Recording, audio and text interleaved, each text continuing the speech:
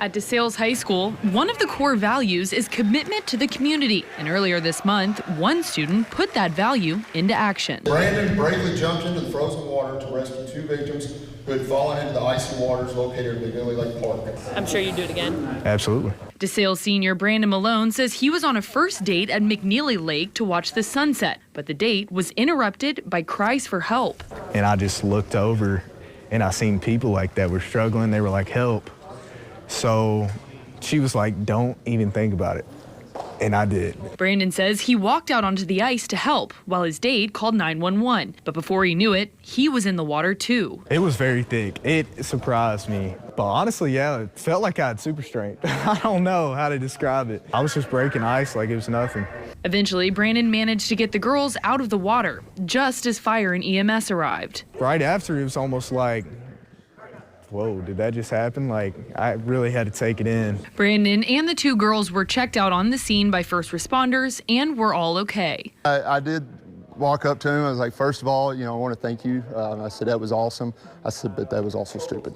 Yeah. On Wednesday, Major Jacob Toby and members of the Okolona and Fern Creek fire departments, many of whom are DeSales High School alumni, were able to formally thank Brandon for his efforts. His commitment to his community and humanity is greatly appreciated. When you have, young people, especially, when they're not even 18 years old, that puts their personal safety aside to go help somebody that they don't even know, that means a great deal to us. So if you're at a body of water like this one, and it looks pretty solid, chances are it's not. So Okolona Fire and Brandon ask you to please not walk on it.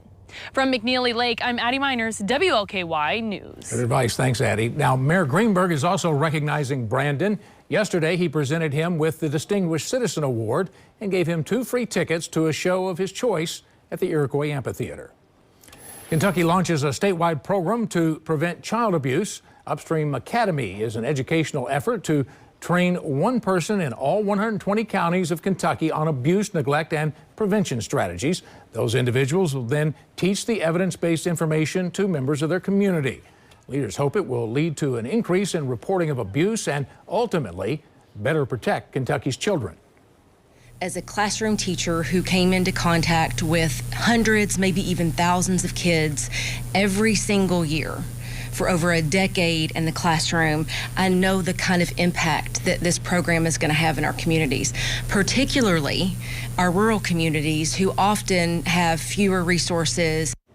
Online applications are open today for interested members. The program offers a stipend as well for those selected. A new report highlights a growing housing crisis in Clark and Floyd counties. The Community Foundation of Southern Indiana found residents making less than the median income are being priced out of the housing and rental market.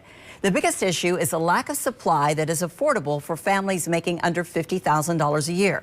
The foundation believes the solution will require creative collaboration between for-profit, nonprofit, and government partners.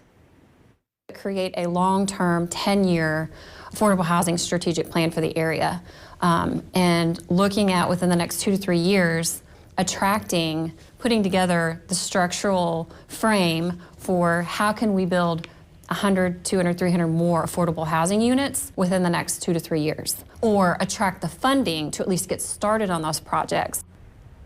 The foundation warns without intervention, rising housing costs will increase homelessness and slow economic growth in southern Indiana. Now, your WLKY weather with Chief Meteorologist Jay Cardosi. Okay, as you know, another great day across the area, but get those umbrellas ready to rock and roll because we have impact weather on the way beginning tomorrow afternoon. It's going to last into tomorrow night and somewhat on Friday. That rain will develop again on your Thursday afternoon, a soaking rainfall likely in here tomorrow night. This is going to be good because things are so dirty after all that snow and ice finally melting away. And anything that is left over, this rain should really help wash it all away. It'll be breezy and mild on Friday, but still that chance for a couple of hit or miss showers. No rain today. It was a beautiful day, wasn't it? Lots of sunshine, a bit breezy out there, but mild breezes all the way up to 57 degrees this afternoon. Started out at 42. Right now it is clear and it's still very comfortable and even 50 degrees in town, the humidity 30%.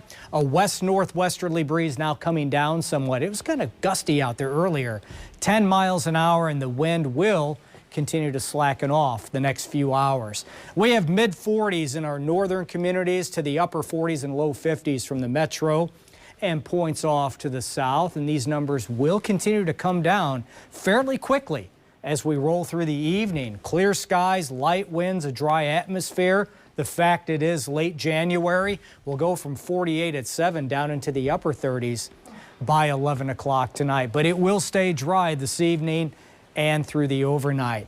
We are clear. We are beautiful right now across the two-state region. But just off to the west and southwest, the clouds are really thickening. The moisture's increasing out of the Gulf of Mexico, and as a result, showers are increasing. Oklahoma, Arkansas, and northern portions of Louisiana. There's the storm system just east of Phoenix. That's the energy that's going to continue to slide off to the east, interact with that increasing Gulf of Mexico moisture, and in doing so, rain chances are going to go sky high around here tomorrow afternoon. When you wake up in the morning, might even have a few peaks of sunshine, but that won't last.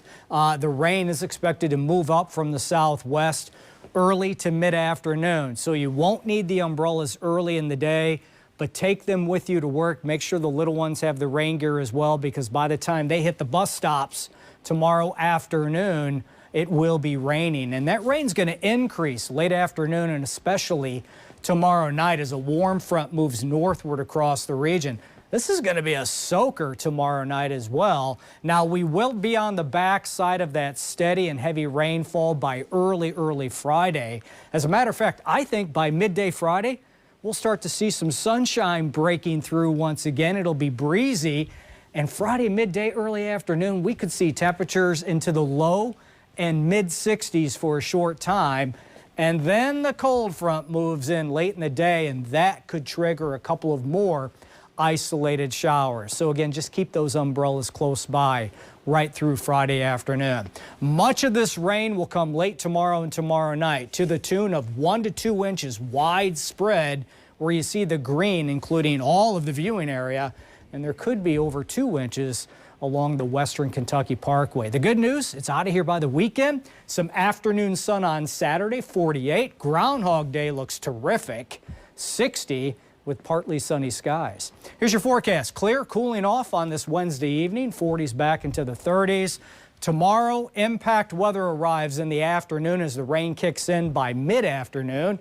Temperatures will top out close to 50 just prior to the rain and then drop back into the 40s. All right, there's your 63 Friday. Still a chance for a few showers around, but certainly not an all-day rain. Dry this weekend, highlighted by the 60 on Sunday. Groundhog Day, a little warmer, 62. Yeah. Monday of next week, and we hold in the 50s right through the middle of next week. Good looking stuff. Yeah, it does, doesn't it? Thanks, Jay. Here are your lottery jackpots. Tonight's Powerball is $69 million. Friday's Mega Millions is up to $59 million.